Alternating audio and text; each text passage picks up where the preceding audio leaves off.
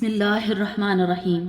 حضرت ابو حریرہ رضی اللہ تعالیٰ عنہ سے روایت ہے کہ رسول اللہ صلی اللہ علیہ وسلم نے فرمایا کہ جب اللہ تعالیٰ نے جنت اور جہنم کو پیدا کیا تو حضرت جبرائیل علیہ السلام کو جنت کی ایک طرف بھیجا اور فرمایا کہ جاؤ اور جنت اور اس میں جنتیوں کے لیے اور بنائی ہوئی چیزوں کو دیکھو۔ تو انہوں نے جا کر اور دیکھا، پھر واپس آئے تو کہنے لگے، تیری عزت کی قسم کہ جو شخص بھی جنت کے بارے میں سنے گا اور ضرور اس میں داخل ہوگا۔ تو اللہ تعالیٰ کو نے حکم دیا کہ تو جنت کو اور سختیوں اور تباہ اور ناگوار گزرنے والی چیزوں سے اور گھیر دیا گیا۔ اللہ تعالیٰ نے فرمایا کہ اب پھر جاؤ اور دیکھو کہ میں نے جنت میں اپنے بندوں کے لیے کیا کچھ بنایا ہے۔ انہوں نے جا کر دیکھا تو جنت کے اور ارد گرد سختیوں اور مشکلات کی اور باڑ لگی ہوئی تھی۔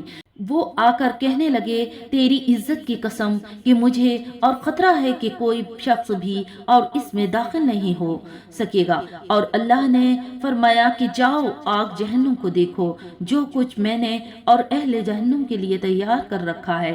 تو انہوں نے جا کر دیکھا تو آگ کے شعلے اور ایک دوسرے سے ٹکرا رہے تھے۔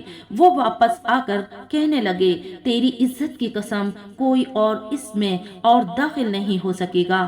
اللہ تعالیٰ نے حکم دیا تو اس کے اور ارد گرد اور تباہ کی اور مرغوب چیزوں کی باڑ لگا دی گئی اور فرمایا کہ اب جا کر دیکھو۔ تو انہوں نے دیکھا تو اس کے اور ارد گرد جو خوشنما اور چیزوں کی اب باڑ لگی ہوئی تھی۔ تو وہ واپس آ کر کہنے لگے، تیری عزت کی قسم مجھے خطرہ ہے کہ کوئی شخص اس سے نہیں بچ سکے گا اور ضرور داخل ہوگا۔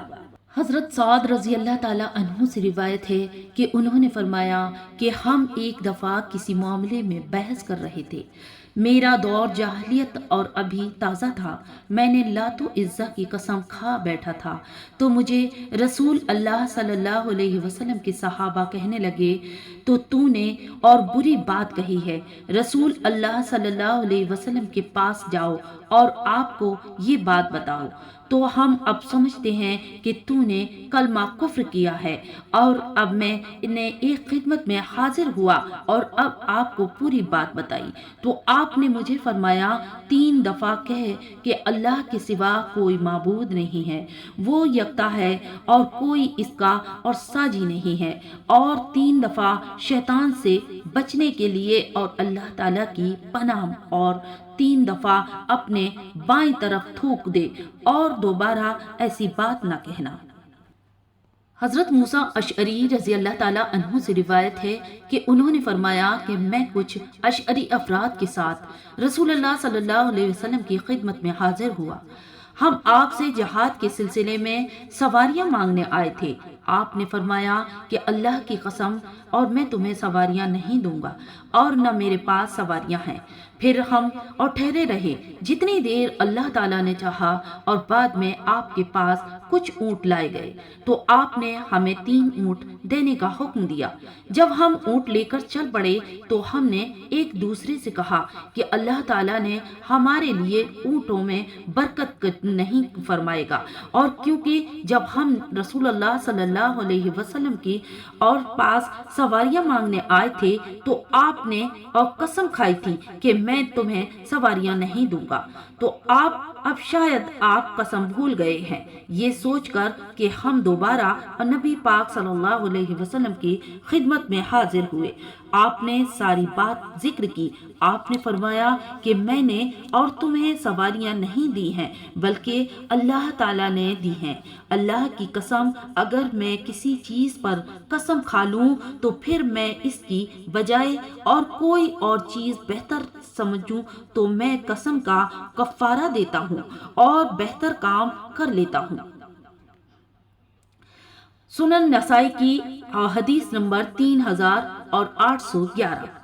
حضرت عبد الرحمن بن سمر رضی اللہ تعالیٰ عنہ سے منقول ہے کہ جو نبی کریم صلی اللہ علیہ وسلم نے فرمایا کہ جب تم میں سے کسی کام کا کوئی قسم کھا کر لے اور پھر تو کوئی اور کام زیادہ اچھا سمجھے تو اپنی قسم کا کفارہ دے اور جو کام زیادہ اچھا ہے وہ کر لے۔ یعنی کہ ایک اور حدیث میں سمجھایا گیا، حضرت عدی بن حاتم رضی اللہ تعالیٰ عنہ سے روایت ہے کہ رسول اللہ صلی اللہ علیہ وسلم نے فرمایا، جو شخص کسی پر قسم کھا لے اور پھر کسی چیز کو اور اس سے بہتر خیال کرتے ہو تو پھر بہتر چیز سے عمل کرے اور اپنی قسم کا کفارہ دے دے۔ تو ناظرین، بات سمجھ رہے ہوں گے کہ کس چیز کا بتایا گیا ہے۔ بات یہ ہے کہ اگر آپ کسی چیز پہ قسم کھا لیتے ہیں کہ میں یہ کام نہیں کروں گا، اور اگر آپ آئندہ میں وہ آنے والا اور پھر وہ پل ختم ہو جاتا ہے، اور اگر آپ کو یہ لگے کہ یہ کام اس سے بہتر ہے اور یہ ہماری بہتری کے لیے ہے، یہ سبھی کی بہتری کے لیے ہے، تو ناظرین اس سے مراد یہ ہے کہ آپ قسم کا کفارہ دے دیں اور اس کے بعد پھر وہ کام کر لیں۔ حضرت ابن عمر رضی اللہ تعالیٰ عنہ سے روایت ہے کہ نبی کریم صلی اللہ علیہ وسلم نے فرمایا کہ جو شخص قسم کھاتے وقت انشاءاللہ اور کہہ دے تو وہ چاہے کہ تو وہ قسم کو پورا کرے اور چاہے تو وہ چھوڑ دے، اس کو کوئی اور گناہ نہیں ہوگا۔ ایک اور حدیث ہے، یہ حدیث اور سنن نسائی کی روایت ہے 3824۔ اور ایک اور حدیث بیان کرتے ہیں کہ حضرت عمر بن اور خطاب رضی اللہ تعالیٰ عنہ سے روایت ہے کہ نبی کریم صلی اللہ علیہ وسلم نے فرمایا کہ بلا شبہ اعمال کا اور مدار اور نیتوں پر ہے کہ اور ہر شخص کو وہی ملے گا جس کی اس نے نیت کی ہوگی، چنانچہ اس شخص کی نیت اگر ہجرت کرتے وقت اللہ اور اس کے رسول کی رضامندی اور حکم کی تعمیل کے لیے ہوگی تو اس کی اور ہجرت اللہ اور اس کے رسول کے لیے ہی سمجھی جائے گی۔ لیکن جس شخص نے ہجرت کا اور مقصود اور دنیا کا حصول اور کسی عورت سے نکاح وغیرہ کا اور تھا تو اس کی ہجرت انہی چیزوں کے لیے اور سمجھی جائے گی جو اس کا مقصود تھا۔ حضرت عائشہ رضی اللہ تعالیٰ عنہ سے مروی ہے کہ نبی کریم صلی اللہ علیہ وسلم نے اپنی ایک بیوی حضرت زینب بنت اور جحش رضی اللہ تعالیٰ عنہ کے پاس زیادہ دیر تک ٹھہرتے تھے کیونکہ آپ وہاں سے شہد پیتے تھے۔ میں نے اور حفظہ نے آپس میں اتفاق کیا کہ ہم میں سے جس کے پاس بھی نبی کریم صلی اللہ علیہ وسلم تشریف لائے تو وہ کہے کہ بلا شبہ ہم آپ سے مغافیر کی بو محسوس کر رہے ہوں اور آپ نے مغافیر بوند کھائی ہے۔ آپ اور ہم میں سے کسی ایک کے ہاں تشریف لائے تو پھر اس نے یہ الفاظ کہہ دیے۔ آپ نے فرمایا کہ نہیں، اور بلکہ میں نے تو یہ زینب اور بنت جحش کے ہاں شہد پیا، دوبارہ ہرگز نہیں پیوں گا۔ تو پھر یہ آیت اتری، یا ایھا النبی لما تحرم ما احل اللہ لک، اے نبی آپ اس چیز کو کیوں حرام قرار دے رہے ہیں جسے اللہ تعالیٰ نے آپ کے لیے حلال قرار دیا ہے۔ آگے حضرت عائشہ اور حفصہ سے خطاب کرتے ہوئے فرمایا کہ تتوبا الی اللہ، اگر تم اللہ تعالیٰ سے حضور اپنی غلطی سے توبہ کرو تو تمہیں لائق ہے۔ وَإِذْ أَسَرَّ النَّبِيُّ إِلَى بَعْضِ أَزْوَاجِهِ حَدِيثًا، جب نبی کریم صلی اللہ علیہ وسلم نے اپنی ایک بیوی سے اور راضی کی بات کہی تو اس میں اشارہ ہے کہ آپ کے فرمان کی طرف کہ میں نے تو شہد پیا، آئندہ نہیں پیوں گا۔ تو ناظرین، امید کرتے ہیں کہ آپ سبھی کو ہماری یہ حدیث مبارک اچھی لگی ہوگی، اور اگر اچھی لگی تو لائک اور کامنٹ کرنا نہ بھولیں۔ ملتے ہیں اگلی ویڈیو میں انشاءاللہ تعالی۔ اللہ حافظ۔